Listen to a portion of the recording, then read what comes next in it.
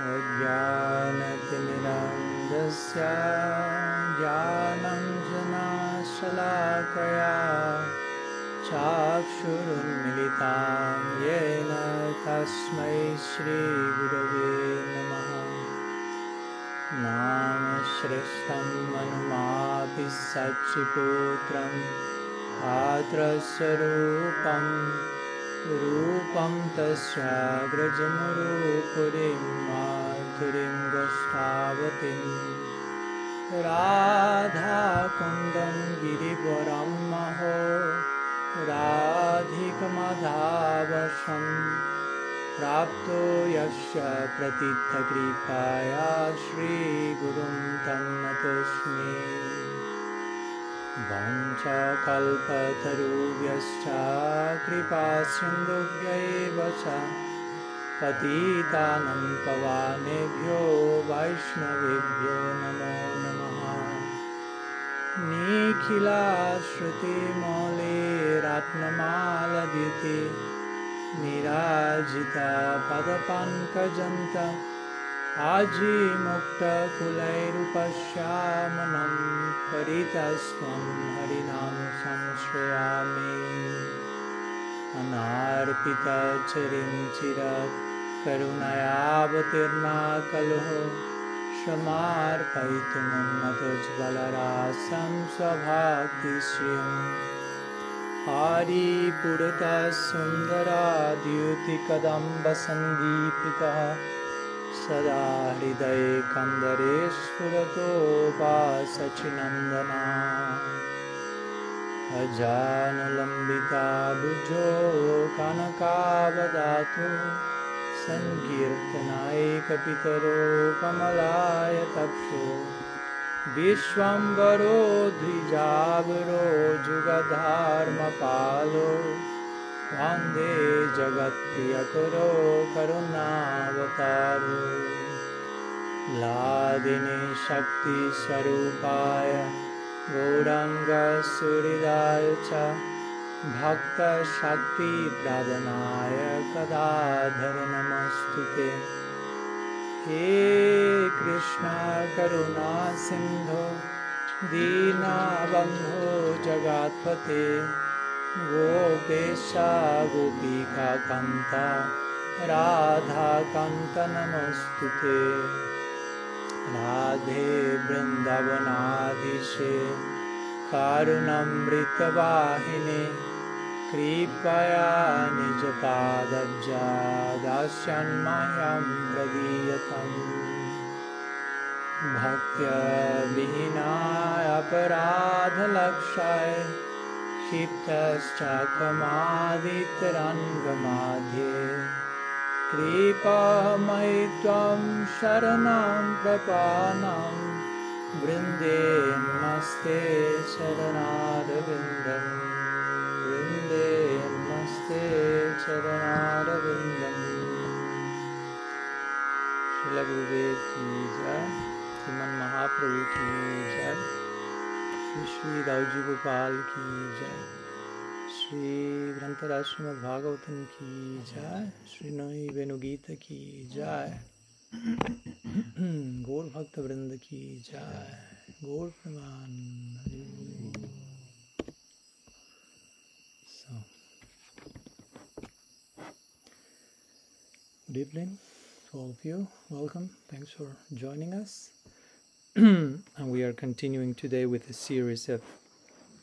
our series of lectures about Venu-gita, right? Okay. So we have been, for those who are visiting us, coming today, this is a series of lecture we have started like a month ago or something. So today's class 19. So we are describing a little bit the section of the Srimad Bhagavatam, which is one of the main devotional texts from ancient India. And this chapter of this book is called Venu-gita, or the Song of the Flute. And basically it has to do with the effects of Krishna's flute. Maybe All of us know about Krishna and his flute. As we say in one class, if you put, at least in India, if you put a flute and a peacock feather, immediately you know what's the implication of that. No? That is Krishna. So this whole chapter basically presents the effects of the flute playing of Krishna, which is parallel to the clarion call or the divine call from the divine to us, to open our hearts and give ourselves in love to that higher call. Basically, the flute, this is what it represents, and how that flute call is impacting on Krishna's greatest devotees, if you will, as they are known in the Bhagavatam, like the gopis. The gopis are cowherd milk maidens who live in a very idyllic village called Vrindavan, and they, in one sense, are a very simple-minded person, but at the same time, that simplicity is quite complex, if you will. It includes a whole range of divine feelings and emotions that they express one verse after the other. And interestingly, the way they express their love for Krishna and their love for and the effects of the flute is not so much by them speaking how the flute is impacting on them, but how they are projecting their own feelings towards the environment. In other words, as we said the other day, no? If you are full of envy, probably you will feel that envy is all around you, because you have put those lenses, like red glasses, and everything looks red. Nothing is red maybe, but you see everything red. You are filtering reality through your prejudice, if you will. But interestingly, according to devotional Vedanta, the same thing can happen with divine love. When you are in love, you are just seeing everything is in love, basically. You are seeing love everywhere. And you're seeing inspiration, and so you are projecting your own overflowing to the environment. So this Venu-gita is a very interesting example of that, in which all along most of the verses, which are 20 in the whole chapter, these gopis, these cowherd girls, instead of saying, I feel this for Krishna, the flute is impacting me in this way, they are just saying, oh, look how the river is reacting to Krishna's flute, look how the cloud is reacting, look how the deers are reacting, look how the birds, look how the cows, look at everything around it, including inanimate objects that come to life by the vision, loving vision of the gopis. So each one of the verses, mostly in this Venu-gita, the dynamic of this verse is that in every verse the gopis are appreciating the particular loving expression of one single species in Vrindavan. Next verse, they go to another species, and they appreciate that, and they pray, oh, just if we will have that particular type of love ourselves, instead of thinking the opposite. No, I'm the one special, nobody has anything, only me. Actually, they are thinking everyone has so many things, and I could be so benefited if I get that. No? So this is a basic dynamic of the verses. It's a very deep and esoteric chapter of the Bhagavatam, section of the Bhagavatam in itself. So do not, as I always say to everyone, not only someone who is hearing this for the first time, but even if you're hearing this for some years already, do not get discouraged if you do not understand some of the things, because it's quite deep. Or maybe you may think, I understood completely, and maybe after 10 years you realize I didn't understand anything. But that's part of the understanding process, so that's also good. But in case something is going above our heads, as our spiritual guide Guru Maharaj says, if at least you can just grasp one thing that you can take and incorporate in your life, and it represents some value for making you a better version of yourself, just one thing in the whole lecture, that the whole lecture was justified. Because we are trying to approach divine knowledge. So the right attitude to approach divine knowledge is not trying to, I will understand everything. It's never possible. There's always something more. So that keeps us in a humble position through which higher and higher education will come to us. So, some brief introduction. So, we all survived this intense narrative that we will share now. And today again, we are in our 19th meeting. So we have already been here for quite a long time, and also entering into the last. Today we'll see verse 17, which I don't think we will be able to see in one single lecture. So maybe first half of it. And there are 20 verses, so we only have 4 verses remaining for our study. So hopefully we can finish that in the next, 10 days? Yeah, that I'll be here. So apart from the introduction, let's share some brief recap of the last verse, as we are doing every single class, some brief summary of our previous lecture, in which we studied verse 16. And in this case, the turn was for remember? The clouds, exactly. Now, in the previous verse to that one, the gopis were appreciating the good fortune of the rivers. So somehow the watery connection continued in the next verse, because you have the rivers, eventually the water of the rivers evaporates, and we have clouds. So in this verse, the gopis are speaking about how Krishna, with Balaram, his brother, and his friends, his cowherd boys, the gopas, are in the fields. They are cowherds by profession. That's their business in their divine realm. Interestingly, we are speaking about a god that is presenting himself in such informal way.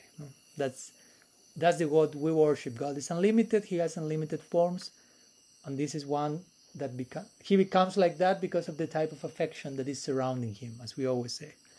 Now, if there is a particular, very deep, intimate affection, no matter how important you are in the world, you will behave intimately. No matter if you are the president of the United States or whatever, if your grandson approaches you, you won't behave like the president. You will behave like a grandfather.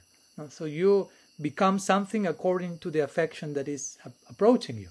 So God is not exception to that rule, at least for us. So according to a particular desire and an intimate affection, he presents in this unique form that we call Krishna. He has a brother, and he has friends. All the things that we have, why he cannot have, basically. That's our claim. So here the gopis are visualizing in the distance Krishna being in the forest with his brother Balaram, with his friends, with the cows. In the autumn season, all this is happening in the autumn season, but it's a particularly hot day. So there's a considerable sun, intense heat. So seeing this, the clouds appear on a scene, trying to render some service to Krishna, and appear offering their bodies as a giant umbrella and cover him, his friends, his brother, his cows, quite a few people, big clouds, big umbrella, out of love, and starting to pour very soft raindrops, not only covering him, but sending some very soft raindrops to relieve them from the heat of the autumn. So flower-like raindrops are described in the Bhagavatam. This section and the Bhagavatam, this book in itself, is really poetic. A lot of poetry is there, because as our Guru say, when you have to speak about the highest reality, poetry is the language. Because highest reality is love, falling in love, and when you fall in love, everything is poetry. You see everything, again, with the lens of poetry, everything is romantic and harmonic and perfect and so on. So again, the gopis, by the nature of their love for Krishna, in their shyness and in their purity, they are trying to hide that. They are not making a public show of that. So they are, in this case, hiding that by directing their own love to, in this case, the Sakya department, or the category of the friends, of someone who has a friendly relationship to Krishna. They project this idea, the clouds in Vrindavan are having Sakya, are having a friendly connection with Krishna. And they start to see similarities among them. Krishna has the color of the dark cloud, they have a similar hue, they have a similar nature. The cloud gives relief to the afflicted. If you are very hot, clouds come like today. Some water even. So Krishna, similarly, he's an ocean of compassion. He gives relief to the afflicted. The two of them pour some liquid nectar, the clouds water, Krishna the nectar of his flute sound. Krishna has also their thunder and their, what's the other name, the other word? Lightning and thunder. So that's compared to Krishna's pitambara, or yellow cloth, and the sound of his flute as well. So the cloud think, here's another cloud, one of us, equality. So they approach Krishna in those equal terms, like friends. Friends are equals, that's the relationship. So it is described that in this particular season, seeing the heat of the autumn, Krishna plays Malarag on his flute. Malarag is a particular tune in Indian music, a particular composition which is destined to invoke rain. If you know how to play it, it will be raining. Maybe Murli was playing Malarag today. Who knows? We'll ask him later. So the Malarag was there, Murli, today? And that's why it was rain, extraordinary rain today? That's because you play Malarag? Okay, don't be humble, eh? So then again, the clouds are expanding out of Prem. They're enlarging their size, enlarging their service capacity, and throwing flowers onto Krishna in the form of raindrops. Those are their flowers.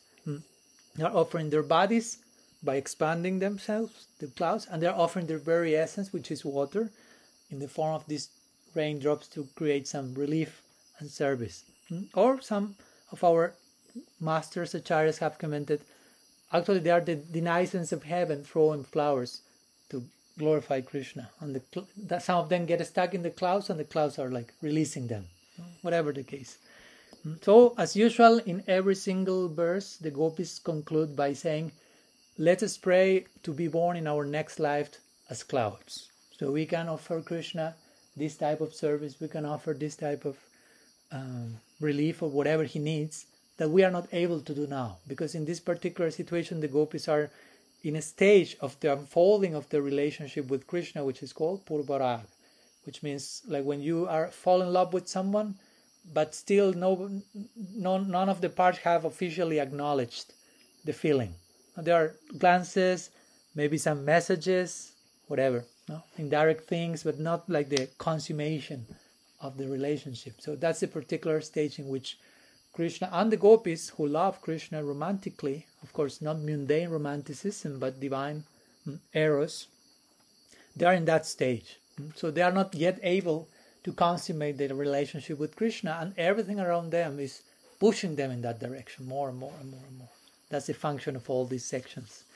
So in that ecstasy, in that divine love, they are praying, let us be born as clouds. Generally, that's not a classical prayer you will hear from people. I want to be born as cloud. But in their divine madness of divine love, they are praying like that. Even saying, oh, these clouds come and go. They do not stay fixed in Vrindavan even. They are not Brajavasis, technically speaking. But nonetheless, see their fortune and see our lack of fortune. Let's pray so we can be blessed by them and so on. So that was a brief, not so brief, recap of Tuesday's class. So we will continue today with today's verse, which is verse 17. So we will go from the clouds to the Pulindis. Pulindis will be like a certain tribe of ladies and their partners who live outside the village of Braj, and how they smear themselves, we will see, with the kumkum of the saffron powder paste that comes from Krishna's lotus feet. So let's first recite the mantra, the verse in Sanskrit, and then we will translate, explain it word by word, and try to unpack its content. So it says like this. We can recite it all together. Purna Pulindya Urugaya Padabjaraga Shri Kunkumena Daitastana Manditena Tadharshana Smara Rujastrina Rushitena Limpantyanana Kuchashu Jahustadadami. So, translation says, the Aborigine women of the Vrindavan area become disturbed by lust when they see the grass marked with reddish kumkum powder. Endowed with the color of Krishna's lotus feet, this powder originally decorated the breasts of his beloveds, and when the Aborigine women smear it on their faces and breasts, they feel fully satisfied and give up all their anxiety. So this is the verse directed to the Aborigine woman, sometimes called Pulindis. So, of course, some brief clarification that we already made some class ago, but we can always make it over and over again. When we hear words like they are disturbed by lust, it's important to understand that here the lust, that is referred in Sanskrit by words as kam or others, do not actually refer to the agitation that we may experience, materially speaking. Because you have lust, we have greed, we have anger, all these type of things that ideally, from a yogic perspective, are to be transcended, eventually, gradually, integrated properly in a healthy way. But in this case, when it is spoken that these ladies felt lust, it refers to romantic attraction towards Krishna in a spiritual sense. So again, it's a pretty, maybe uncommon idea. Generally, we don't hear about people getting attracted to God in a romantic way, but if we do some research, we will find that notion is not exclusive to our tradition. You can even study in Christianity the Song of Songs and things like this, when actually the person is expressing a desire towards God in a romantic feeling, but again, totally devoid of exploitation and selfish desire, which may be difficult to conceive if we are not free from that on a certain degree. But that's the setting that is always explained here. When we hear things like this, the lady was agitated by lust, and our mind may run in one particular direction that we already know of. So our masters always prevent caution. Thank you. Caution us about, be careful of not projecting your experience into their experience. Here we are speaking about something totally different, because as we know, the person who is narrating these verses, who is Sukadeva Goswami, is described from the very beginning of the book as someone who had no attachment to this world whatsoever, no attraction to anything from this world. And he was totally attracted to this type of narratives, which mean they have nothing to do with this world, because if not, how that person who is not attracted to anything in this world will be attracted to this? Although it seems like something from this world, by paying proper attention and studying under proper guidance, you realize this is supramundane. That's called in Sanskrit aprakrita, which means it seems ordinary, but actually super extraordinary if you pay close attention. And of course, if we take the time to analyze and study this in context. Because as we always say, a text without context becomes a pretext. So, especially in Sanskrit and our particular tradition, context is everything. So here it is described how these ladies, from Aboriginal ladies, at one point saw the grass. They didn't see Krishna. They saw the grass from the forest, from the village where they lived, tainted, you see, with this powder called kumkum. We will explain what is that. It's like a reddish powder that decorates Krishna's foot soles. So just by seeing that powder and connecting, knowing where that powder is coming from, they became transcendentally romantically affected. So, and that powder, it is described here, comes from the heart, from the chest of one of the beloveds of Krishna. And these ladies took that powder and smeared that on their faces and on their hearts as well. And they attained full satisfaction by doing that. So let's try to unpack the implications of all this. But as usual, first of all, let's give a meaning of the word by word of the verse, Sanskrit verse. So first line says, Purna Pulindya Urugaya Padabjaraga. Purna, what does it mean, Purna? Full, complete. Exactly. Here it's translated as complete or fully satisfied. How these ladies attain full satisfaction. Purna. Pulindya. Pulindya is the name of this Aboriginal woman coming from one tribe called Pulinda. So they are called, the females of the tribe are called Pulindis. The males are Pulindas. Then comes the word Urugaya. Urugaya is one of the many names of Krishna, the particular name that appears in this verse.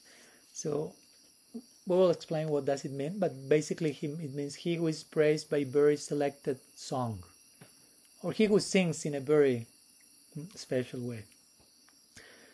Padabja Raga. So Pada Abja. Pada Abja means from the lotus feet. Pada Abja. Abja means lotus and Pada means feet. And Raga means, in this case, reddish. Because this kumkum, this powder, is reddish in color. As we already explained some days ago, Raga means what also? I mean many things, but raga also means like affection or attachment. So there will be this is a pun, a play of words in which we will see a connection between the words speaking about the color of Krishna's foot sole, but also speaking about a particular emotion. Because colors, as we always say, represent emotions. So we're going to say you have like dark colors, happy colors, or I don't know, they attach emotions to the colors, right? Dry colors or warm colors, cold colors, whatever. No. So first line. Second line, Shri Kunkumena Daitashtana Manditena. So Shri Kunkumena. Here comes the kunkum, which is this, it's like a saffron paste. Paste made of saffron.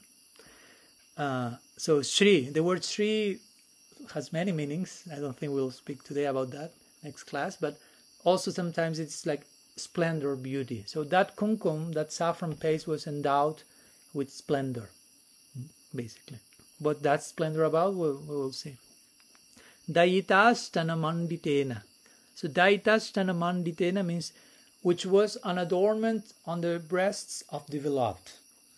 Basically, Daita means beloved, Stana means breast or heart or chest, this section, and Manditena means it was an ornament. So that powder, which was, as we will see, on the grass, actually came from originally from Krishna's, some of Krishna's beloved. We will see who she was. Then to Krishna's feet, then to the grass, and then to the Pulindis, as we see. There is some sequence here. So that's the second line. Third line, Tad darshana smararujas trina rushitena. So Tat darshana means by seeing darshana, tat means that. So by seeing that means the kumkum. By this lady seeing that on the where smararujas trina rushitena. Here comes a different order, but trina rushitena. Trina means grass, as you know. Trinadapi sunichena. Trina. And rushitena means attached. Like attached to the grass. By seeing that, smara rujas, that comes before in the Sanskrit, but in our translation goes after. Smara rujas means, what's smara? Sorry? Cupid. Okay. And ruja means like feeling the torment of Cupid, which is a poetic way of saying being romantically inspired. Again, there are different ways as the poets express this. So by seeing this powder attached to the grass, this Pulindis became affected by Cupid, romantically agitated in a transcendental way. And the last line says, Limpantya anana kuchesu jahustad adim. No, Limpantya anana kuchesu jahustad adim. That's a meter. So Limpantya means while smearing. Now it is described what did they do with that powder, basically. So first they smeared. Anana means on their faces. Makeup, unique makeup. All your face is red. Generally, you don't make. I'm going to the party with all red face. Like what's going on? But again, they are agitated by love, so you end up doing things that generally you are not supposed to be end up doing. When you are in love, I mean, who knows what you will end up doing. So limpantya anana kuchesu. So anana faces, kuchesu breasts or the heart section. So they smeared that on their faces and here as well. Jahus tat adim. Jahus means they gave up. Tat adim. Their mental pain. So by doing that, in other words, they were able to be fully satisfied and abandon their original agitation that they felt when they saw. When they saw the powder, they were agitated by Cupid. When they smeared the powder on their bodies, they experienced relief from that. So basically, this is the content of this verse, word by word meaning. So let's go to the explanation of it. Many interesting things to say. So again, remember, the gopis in the previous verse were speaking about the clouds, and they were trying to hide their own feelings by directing the attention towards the Sakya category, Sakya department, and trying somehow to dilute whatever is coming to the forefront. But as you can see, it didn't last for long. No? After that, now they are again converging into one example, which is also in Madhurya Bhav, as we see others before also. The deer, the devis, and so on, rivers. So by the gopis contemplating the situation of the Pulinda girls, the Pulindis, the gopis themselves again become completely absorbed in their own bhav, in their own madhurya. Madhurya is a way of referring to the romantic attraction towards Krishna. Madhurya means sweet, actually. So representing that's the sweetest type of connection with God, Madhur. Of course, as we always say, there are other options that you can relate with Krishna, because not every person likes sweet that much, which is okay. I may tell you, objectively speaking, which is the sweetest fruit. I would say mango. And which is your favorite fruit? Not necessarily mango. You may say apple, and I will tell you, but that's not the sweetest. I know, but it's not my favorite. What to do? That's my tongue. Someone and you will experience full satisfaction with something that is not the sweetest. It doesn't mean it's not. I mean, that's the best for you, and it's okay. But objectively speaking, we can speak about a hierarchy of sweetness.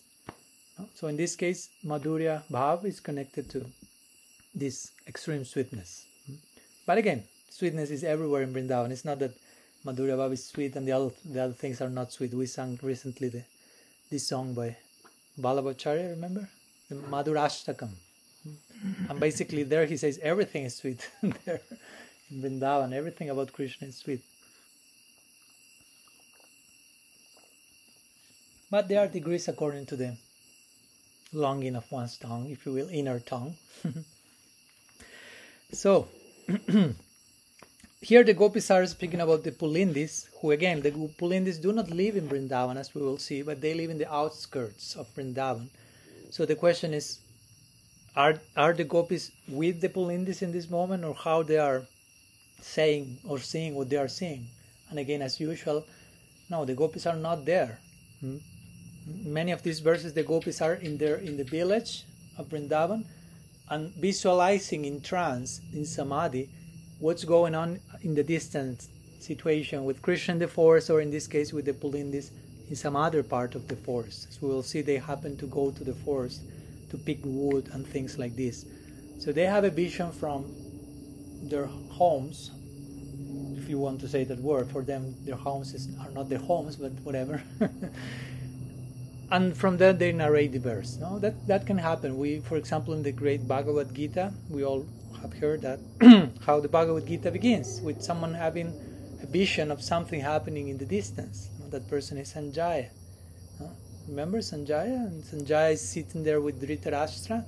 Dhritarashtra is blind, so he's asking his secretary Sanjaya, please tell me what's going on in the battlefield of Kurukshetra. And Sanjaya is not in the battlefield of Kurukshetra. He's seated in the palace with Dhritarashtra, but he was blessed by his Gurudev, Vyasa, to see not only what's happening in the battlefield externally, but even what's going on in the minds of each one of the warriors. So you can imagine, those possibilities are there. One can receive that type of mysticism, mystic vision, and so on. So if that happens, the point is, with Sanjaya, what to speak of the gopis? Even though they do not seem too much like overtly mystical people, no? But they are topmost mystics. Naturally, when that's necessary, that plays out immediately. So let me share some words by Srila Sanatana Goswami in his commentary to this verse. He's one of our main teachers, the main commentator, or the first one from the Gaudiya Sampradaya, I would say. And he will present some words paraphrasing the gopis in connection to the previous verse and this one. As usual, there is like some thread, some connection between one verse and the other. So the gopis say, according to Sanatana Goswami's vision, another seer, the gopis say, so be it. The cloud who does that kind of service and who won Krishna's friendship by rendering assistance to all has good fortune. That has been established. That's a fact, previous verse.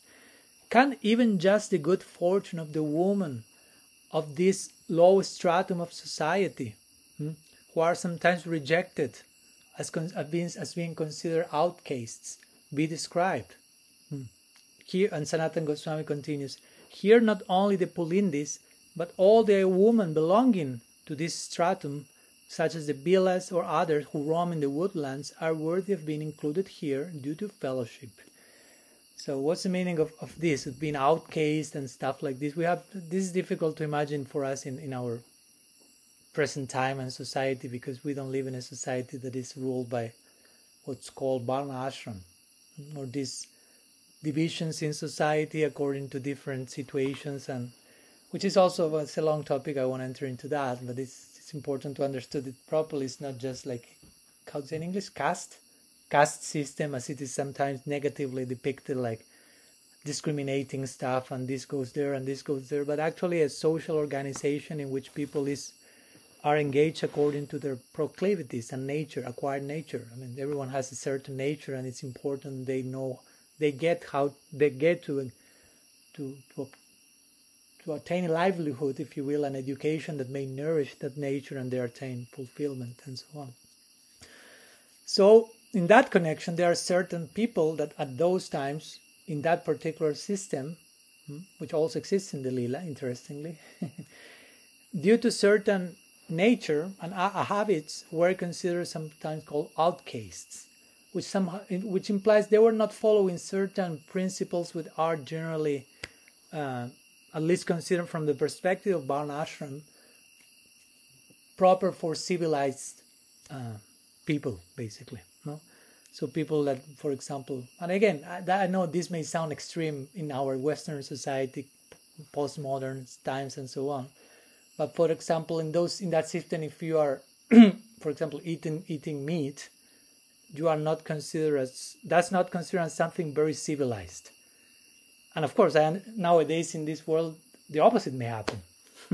If I say I'm vegetarian, I'm vegan, that's like, you're an outcast. They won't use that word, but somehow may feel you are weird. I mean, not so much now, but I remember when I started being vegetarian, 25 years ago. I mean, it was not that popular at that time yet. It was like, where did you leave the UFO nearby? So this type of notions, no, different perspectives and cultural things, so many things to consider for properly understanding them. They are also called Adivasis, this type of people, or sometimes again outcasts, if you will, in the sense of they according to how they act and behave, they do not fit with the general official options that in which this system is divided, but nonetheless, of course, they have a place in society. It's not that they are like, disappear, we don't want to see you or something, but they do not engage in the main classical fourfold division of that system called Brahmana, Kshatriya, Vaishya, and Shudra, but they belong to, if you will, a fifth group, and they have their occupation for sure. And of course, that's an important point here, because what was the point of the Bhagavatam and our teachers here is that even if you have a very low birth, low in this particular sense, if you are not being born in aristocratic, Brahminical, like priestly class, educated class, intellectual, refined class, it can happen. And you are born in a society, in a family, or with a nature that, according to all this, means outcast. That's not a problem. According to our bhakti tradition, if you take shelter in bhakti, bhakti will upgrade your condition to a point that goes even beyond all these different castes and positions in society, Brahmana, and you can become even more of you can be situated above the highest Brahmin. There's so many verses in Shastra about that. So that's one of the main points of this verse. The gopis are pointing to someone who has a very low birth, externally speaking, but who is exhibiting the highest love for Krishna.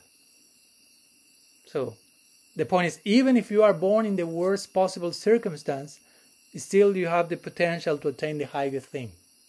Because the highest thing is so high, so generous, that it has the capacity to go down to the lower realms and uplift us from there.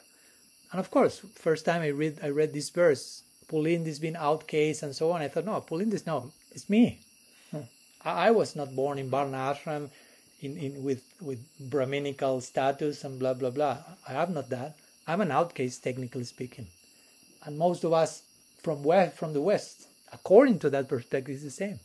But again, that's not speaking about who we are, ultimately. And that's not speaking especially about all that we can be. That's the main point here, which is our potential. Do not over-identify, I was born in this country, in this body, with this society. All these are upadis, or temporary designations.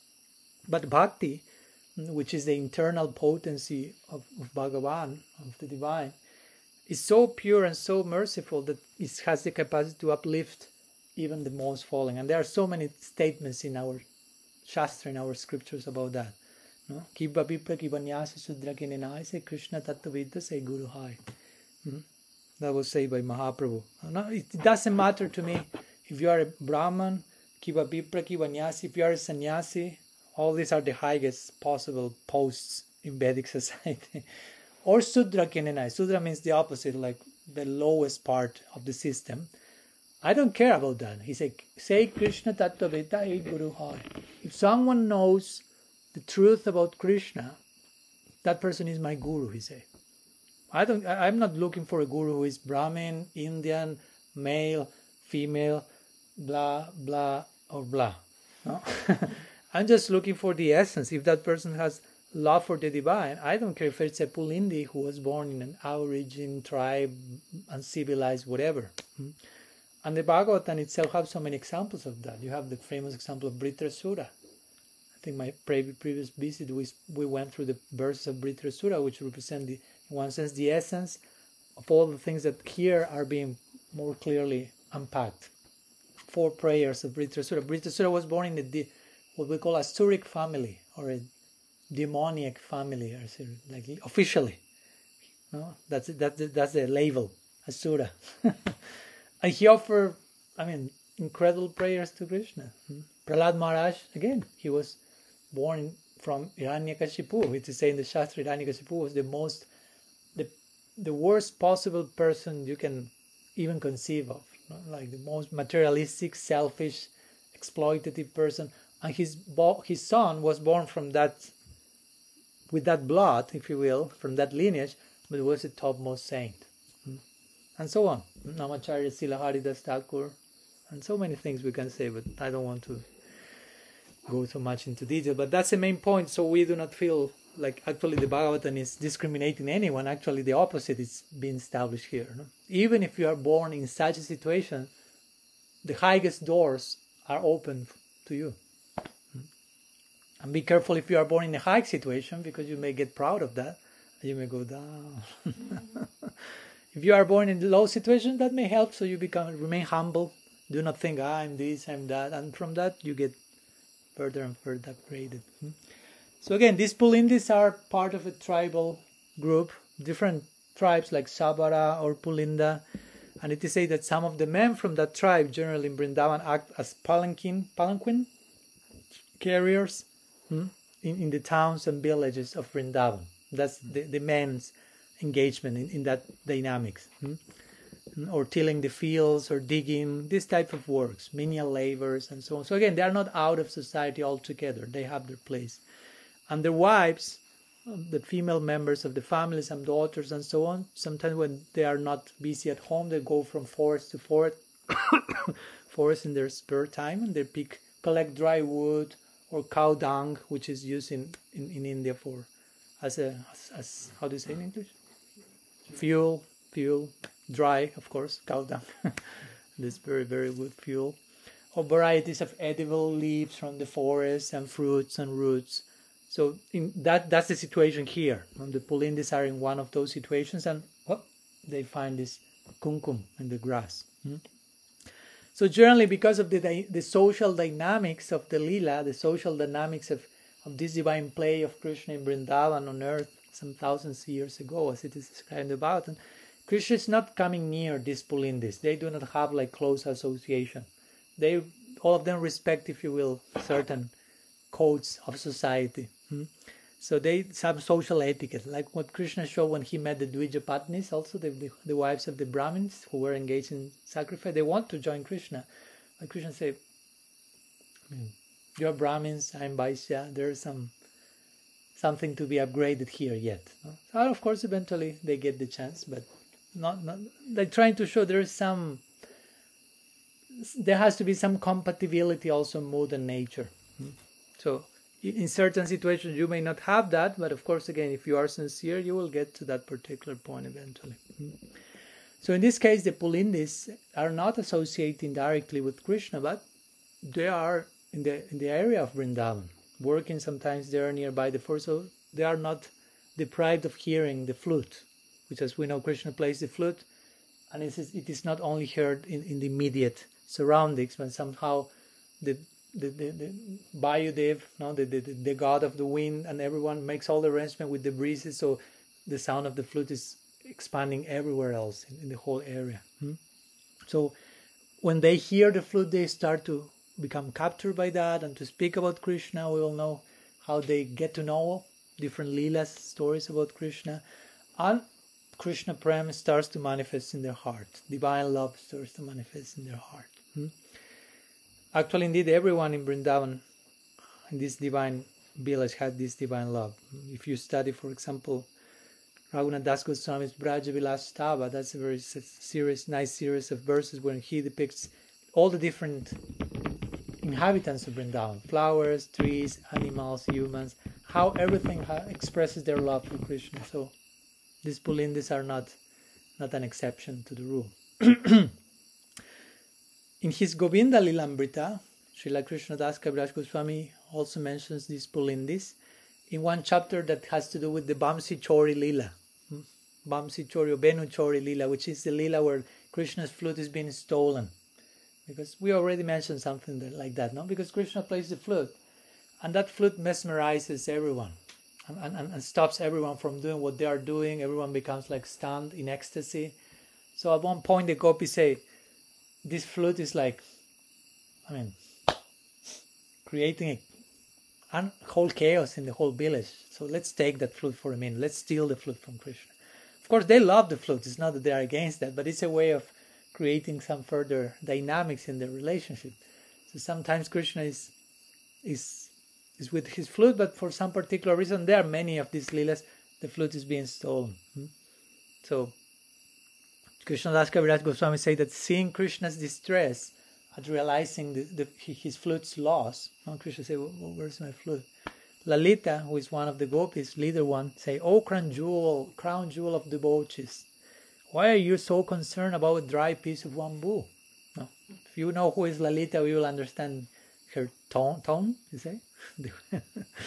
She's quite bold, and she will speak to Krishna intensely. At Govardhan, which is the sacred hill in Vrindavan, at Govardhan there are two Pulinda girls who are our Sakhis, like we know them, our friends, basically. They are expert in the art of wood carving. Remember, they pick wood, they work with wood, like artisans. So Lalita says to Krishna, if you just give me the word, I will get you 10 or 20 pieces of bamboo with so many holes. Well, like implying, what's so special about that flute? I can bring you 20 if you want now. Of course, that's quite special, and that's why they stole that, but that's the way that they... Or even sometimes one day, Shri Radha and Krishna are playing dice, and they're like, how do you say in English? Apuesta? No, apuesta. Apuesta. Like okay, we are playing. The one who wins have to give this. The one who loses have to... There's one word. Betting. Gambling. Not gambling. No. You know what I mean. Sorry, I'm exercising my English with you. Stake. At stake. That's the word I was going. Yeah. So to say one day they are playing the dice, and Sri Radha one day he puts at stake one of the Pulinda girls. No. So if she loses, she will receive Krishna's embrace. That's pretty good reward for losing. So that's the way she put at stake. So we see that also they have some interaction with the gopis. It's not that they are outcasts and I don't want to see you or anything, but they have their participation in the lila here and there. So, for example, they collect in their visits to the forest different flowers also, and they are garland makers. So sometimes they give to the Braja Gopis garlands and flowers that they end up offering to Krishna. So somehow they are engaged in Krishna service, if you will. So they're made like, or basically they collect flowers or some other things from the forest, and the Gopis made with them necklaces and jewels and ornaments and different things for presenting to Krishna.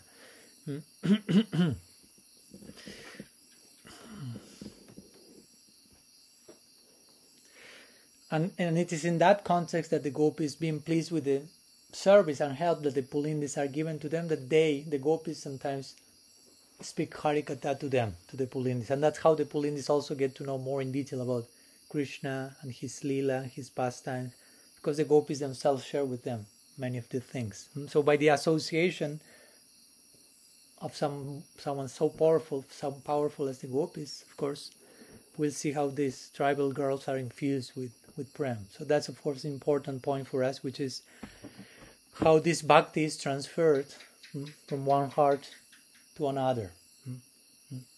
Like the example of the bumblebee who is, how do you say in English? Pollinating.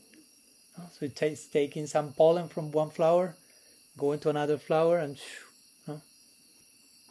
creating the epidemics there, if you will. So similarly, bhakti, which is not inherent, is transferred from one heart. It's a heart-to-heart transaction. So if you have love and you associate intimately or closely with someone who has the love, you start to acquire some scars or impression from that person. So in this case, we see the importance of this point. The influence of the association of a Mahapurush or a great personality is extremely powerful. It's extremely miraculous. It can change our whole life because we are a product of our environment. So you tell me who you associate with and I will tell you who you are, basically. Your sense of identity comes from the environment that surrounds you and that is somehow dictating who you are or who you should be or whatever.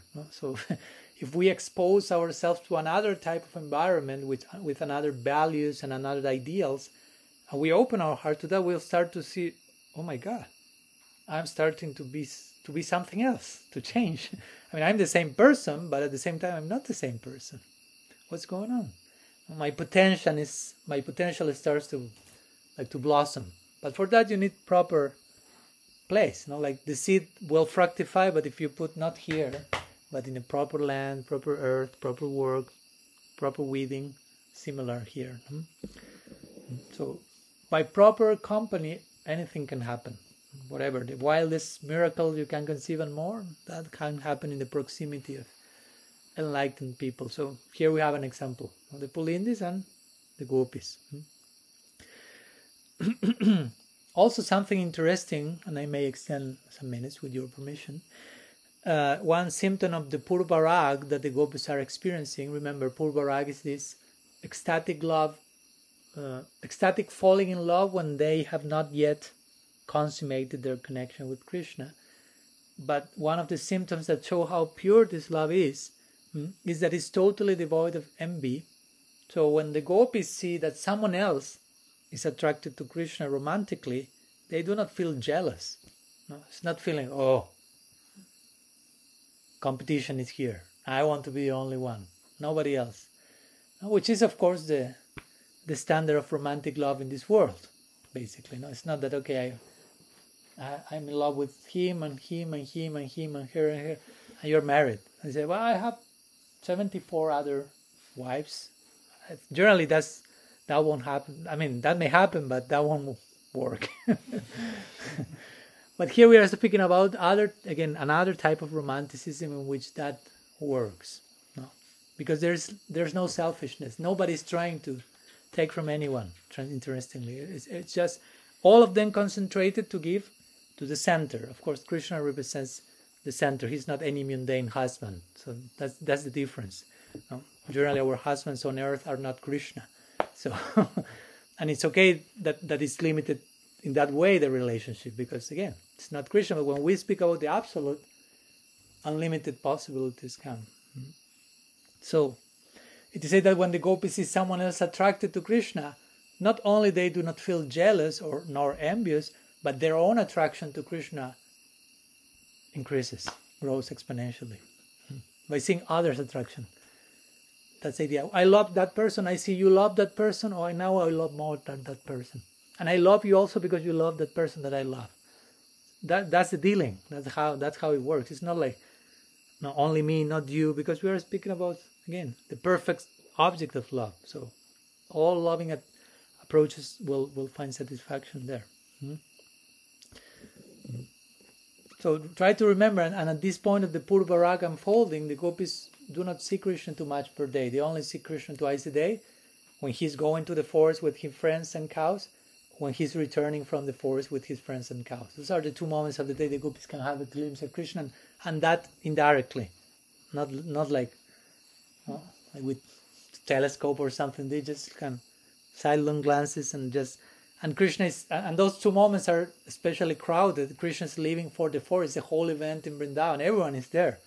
So it's not that Krishna is by himself and the gopis have a clear view. It's just Shodananda, all the elders are surrounding Krishna, so the gopis have to catch some little glance, whatever.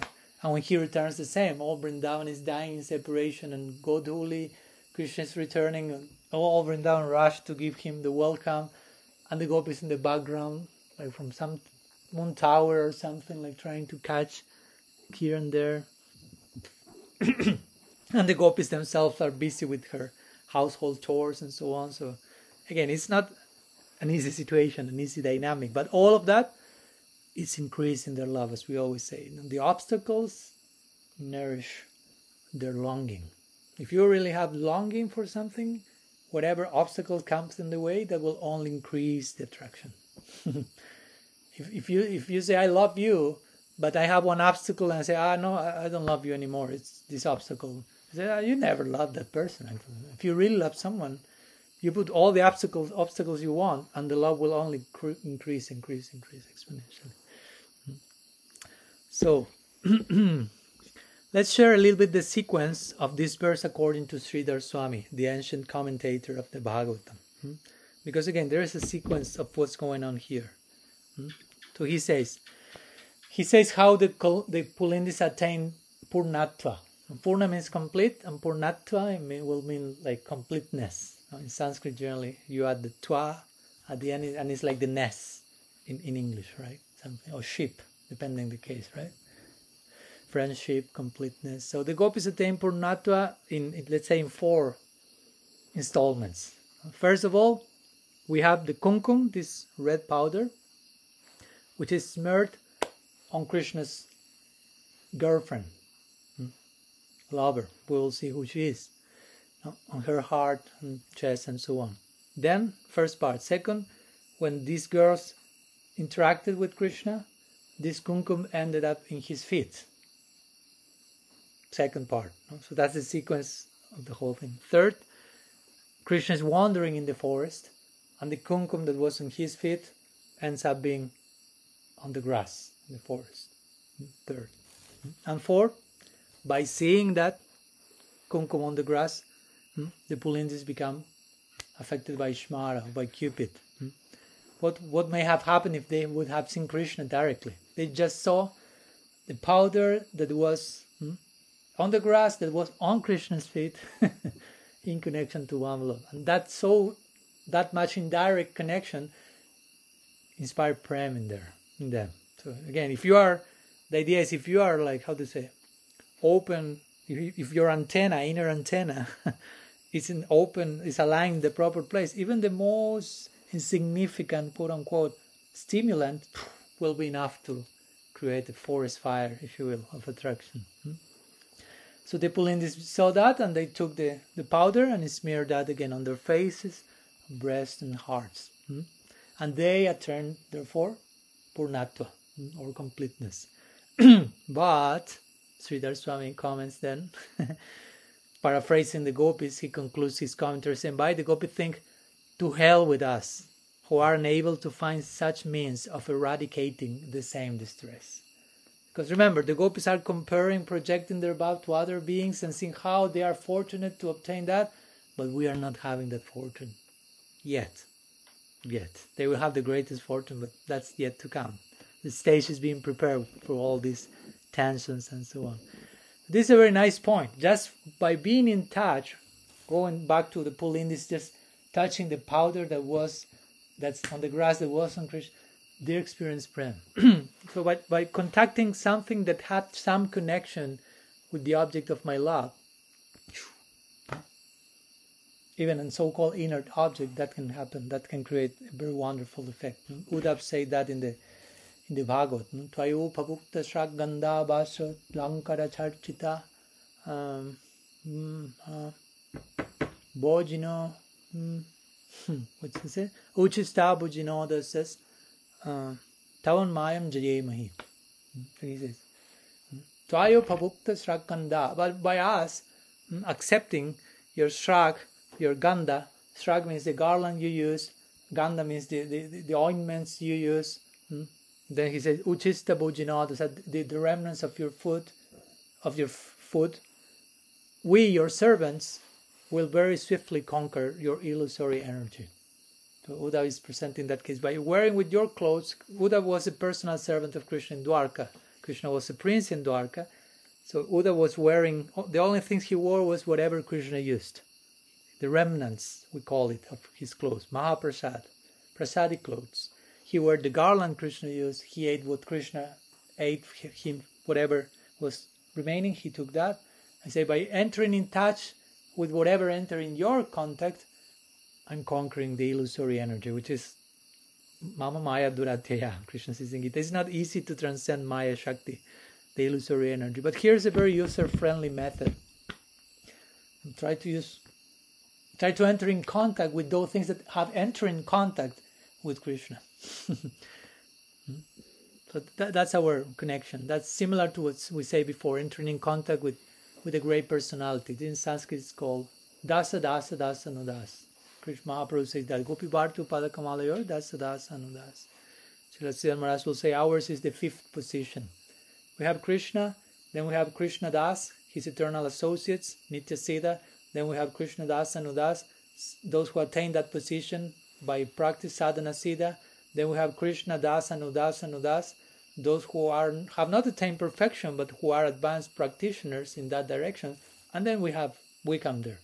So we serve the ones who are serving, the ones who are serving, the ones who are serving Krishna. And that's a very comprehensive approach to reality, because Krishna is included in the equation, but so many more there, showering our blessings on us.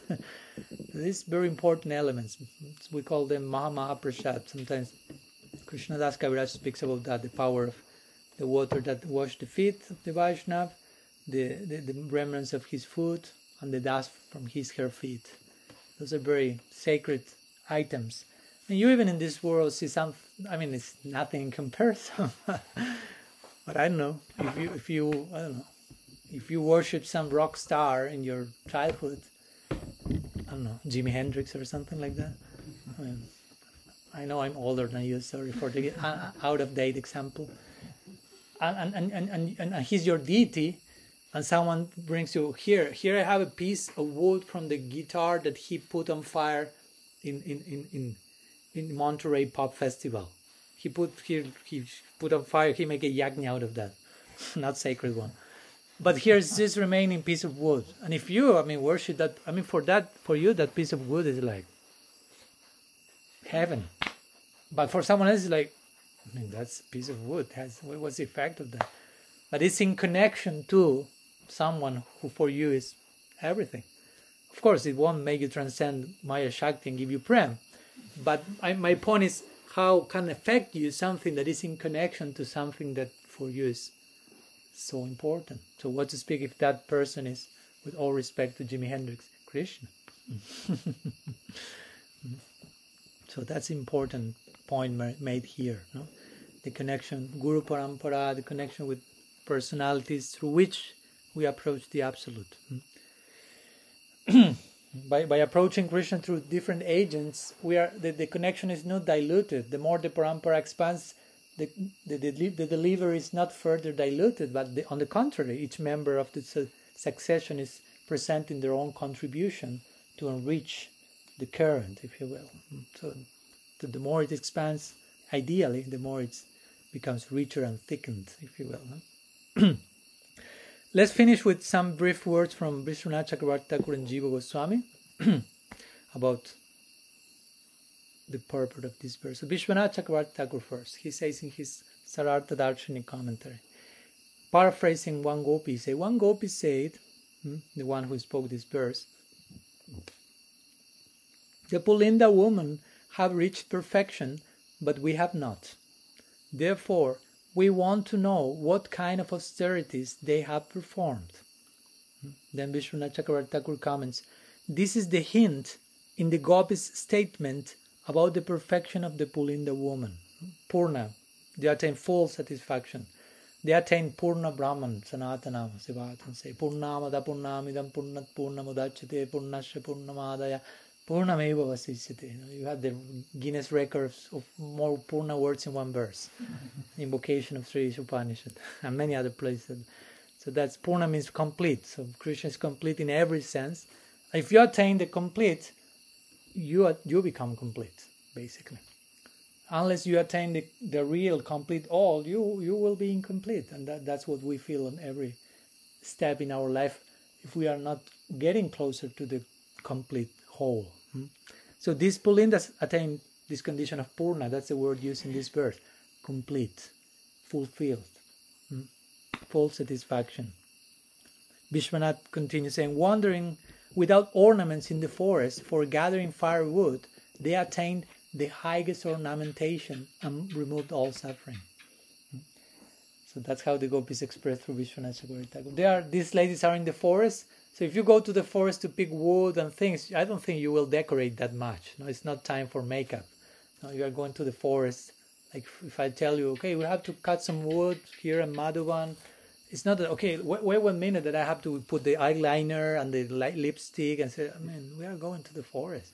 You can change clothes, but for entering the forest, not decorating, but undecorating. So here the Gopis are saying, they were in the forest without any ornamentation, but they attained the highest ornamentation.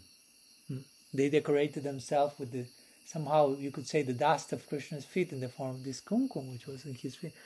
They were ornamented but entering in connection with Krishna. Krishna in the Bhagavatam, he's described how, among many ways, Bhushana Bhushanangam, Paramparam Bhushana Bhushanangam, which means he's the ornament of all ornaments. Generally, we use ornaments to beautify ourselves. Again, whatever, each one does, or generally. But in this case, it's to say that Krishna is so much the personification of beauty that he doesn't need to ornament himself to become more beautiful. But we see that he has so many ornaments. Now here we have in the altar, we can appreciate so many ornaments. So you may say, oh, he's not that nice without the ornament. He needs the ornaments to be beautiful. And it's say, no. Actually, the ornaments become beautified by being in connection with him. He's so beautiful that whatever you put close to him becomes more beautiful. Because all his ornaments in our tradition are not just inert stuff, but conscious beings who want to render some service to Krishna. So if they don't have the chance to becoming an ornament in Krishna, they feel, oh, our lives are lost. So Krishna allows them to serve him in those forms, but actually the situation is the ornaments become ornamented. So that's Bhushana Bhushanangam. He's so beautiful that everything in connection to him becomes more beautiful. We included. So that's the idea. To beautify ourselves, that's the ultimate makeup. Let's go to Jiva Goswami's commentary, and with this we are all finishing. He describes the sequence of this verse similar as to Sridhar Swami mentioned, but from another interesting perspective. He says, describing what happens with the Pulindis, right in the point of this verse, not to the background of it. So the Pulindis see this kumkum, this red powder in the grass. So first they smell the kumkum from Krishna's feet, no? And immediately they experience unconceivable feelings of joy. Again, just by smelling something in connection with Krishna. But joy, but again, the torments of Cupid come. Again, it's a way of saying, it sounds bad, but it's totally glorious. Romantic attraction towards the divine. So in their hearts, they have this intense attraction by smelling the powder. So the necessity comes, okay, we have to do something more concrete with this powder, so to alleviate these pangs of these arrows of Cupid. So they take the kumkum. You try to visualize the scene. No? You see some powder on the grass. I mean, it's not so easy to take the powder. It's in the grass, but somehow they start like to take the powder from the grass, from the kumkum, and they start to apply that on their faces. Again, without a thought about how they looked. They have their whole faces red. Generally, you will feel, oh, if someone sees me here, I'm in a carnival or some whatever situation here. But they were totally absorbed in increasing their connection with Krishna. There is a very nice story. Do you have some minutes? Yeah. We have eternity, no problem. I remember first time I went to Vrindavan in India. Chamananda was there. When did traveled together many places. That was 2007, so some time ago already. Like 15 years ago or something. So I remember, among many things, of course, your first time there, everything is new, you don't understand many things. And there were some deities of Hanuman in Vrindavan. And they are painted like in orange, or orange, reddish, intense. So I, with all my naivete, of first newcomer, I got close to the deities of Hanuman, because they are like not of them in temples and altars, but some on the way, in the streets, in some spots. So I put my head on Hanuman. I offer like pranam. Hanuman is the monkey devotee quote unquote, devotee of Sri Ramachandra. So I offer pranam. After a while, someone starts to laugh at me. I say, what's going on? So you have all your face like orange and red. And I realized, oh. And I went back and I touched, and it was like fresh painting, if it was to call. So I realized, whoa, what's going on? So I asked the locals, and they told me, no, one day a week, I don't remember, it was Wednesdays, or I think it was Wednesday or Tuesdays. There's one day a week that Hanuman is painted in this color. And I, of course, asked why. Thanks for the information. I will know then on Tuesday, Wednesday, that will be still quite fresh. So I offer pranam from the distance. And they told, no, there is a story in the Ramayana that I didn't know at that point. And in brief, I won't make the story long. Hanuman met, one day he was meeting Sita Devi, who is Sri Ramachandra's wife. Ramachandra is another avatar or manifestation of Krishna. And Sita is Ramachandra's consort. There two appear as kings, king and queen. So Sita has the sindur. No? Sindur is this red line that you will see in most of married Indian ladies, which has to do, it's a line that represents her chastity to her husband, and something that will bring auspiciousness to the husband and give a long life to him, and many like auspicious qualities in that connection. So Hanuman one day was seeing Sita, and he saw that, oh, what's that red line in your hair? No? So Sita replied, oh, Sri Ram likes so much this. Oh. So you can imagine how the story ends. If you know who Hanuman is, you know his bhav. So he likes that a lot. Yes. Okay. So Hanuman made an abhishek of that. No, he took all the pots in the room of Sita where this sindur was there, took all and smear all over his body. And it say that Ramachandra was in a very like serious assembly. He was the king speaking with different people, and suddenly Hanuman enters the assembly totally like red and looking at Ramachandra. And Ramachandra is like, what's going on? What happened? And he said, well, I mean, I heard that you like this in Sita, this line. So if you like this line, I want to please you as much as I can. So here I am, fully embedded in that.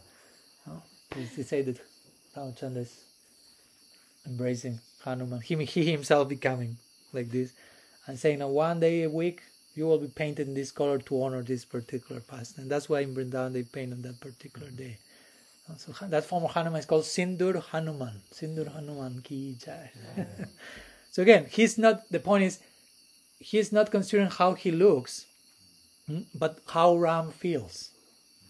That's his consideration, how the object of my love will feel by this. Not how I look to society and what they will say, but how my beloved feels. If this gives pleasure to him, I don't care how I look. That's totally secondary. So that's a consideration. So going back, no? The Pulindis are smearing this on their faces, again, without considering how do we look, etc. And then it is said that when the heat of their divine romanticism is not subsiding yet, they take that and they rub it on their hearts, on their chests, where the heart is, basically. Sometimes say on the breasts, but it has to do also with the connection of the heart. So there's a similar connection for those who like to research some other verses. If you go to 10th Canto, chapter 83, verses 41-42, the queens of Dwarka glorify something similar. Then they said, we do not desire this, we do not desire that, but we simply desire to carry in our heads the glorious dust from Lord Krishna's feet, enriched by the fragrance of kumkum from his consort's bosom. So some connection with this particular verse. Anyhow, one more thing. The name Urugaya. With that we'll end. I promise. 2 minutes. We are legally on time. I just sometimes end at 8, so it's 10 to 8. So it's still are in the legal context. Yeah, I've given classes of 3 hours, 4 hours, so I'm trying to control myself. So in this verse, Krishna is called Urugaya, and as we mentioned, in every verse of Venu-gita, Krishna receives at least one name and different names, and every name of Krishna has to do with something, has to do with some pastimes or some quality of him and so on. So Urugaya can mean here, he who sings. Gaya means sing, to sing. Gana means song, and Gaya means to sing. And Uru means many things. One of them is expansively. So Krishna is he who sings expansively. Of course, in this context has to do the song of the flute, Venu-gita. So he sings through the flute in a very expansive way. I mean, everyone is hearing that, even the Pulindis, and getting affected by that, and the gopis, what to speak. Also, Urugaya means it's like he who is praised by the most selected songs. Also can mean. And we have this name of Krishna also, Uttama Shloka, which is similar to that. He who is praised by Uttama Shloka, by the highest Uttam Shloka, verses of poetry. Ajudharati Vaipumsham Dhyanastan Chayanaso Ta Syar Te Kshat Chanon Nritya Uttama Shloka Vartaya. I want to get to that word, so you could have say Uttama Shloka also. Or he whose, or another word for this idea is he whose verses glorifying him are the best. He who is glorified by the best verses, or he whose those verses glorifying him are the best. Those verses are the best because they glorify him. Sanatana Goswami connects this with the kirtan that the Gopas are doing to Krishna. How they are Gita Kirti, verse 5, we mentioned how the Krishna entered the forest and all the Gopas were composed spontaneous glorification for Krishna. Sanatana Goswami said, Krishna is sung this glorification is sung in many ways by cowherders. Or another meaning, he says, is he himself sings in many ways with the flute, and therefore he is Urugaya. And Jiva Goswami adds to that, this is the reason why the gopis are losing patience, because he sings so nicely. He plays so nicely that for the gopis, again, their divine romanticism, their agitation in Purvarag is escalating more and more and more, and he plays more and more beautifully. So the gopis increase their longing for a meeting. So basically, that's what I want to share today. This is half of the explanation of the verse. So I'm maybe at this point, again, you may ask, who is the gopi because who's the main character of this verse? The Pulindis in one way, but in another way is that gopi whose kumkum ended in Krishna's feet, and that ended in the forest, and that ended in the Pulindis. So who is that gopi whose kumkum ended at Krishna's feet and then at the Pulindis body? We will see it tomorrow. Srila Gurudev ki jai, Sriman Mahaprabhu ki jai, Shri Harinam Sankirtan ki jai, Shri Grantara Srimad Bhagavatam ki jai, Shri Venu-gita ki jai, Gaur Bhakta Vrinda ki jai. Gaur Pramanandi. Vandinanda Brajastrinam Padarenu Navikshasaya Samharikatodgitam Punati Bhuvanatayam. Vancha kalpatarubhyascha kripa sindubhyaiva cha patitanam pavanebhyo vaishnavebhyo namo namaha. Ananta koti vaishnava vrinda ki jai. Gaur Hari Bol. Sadhu Sangha ki jai. Gaur Hari Bol.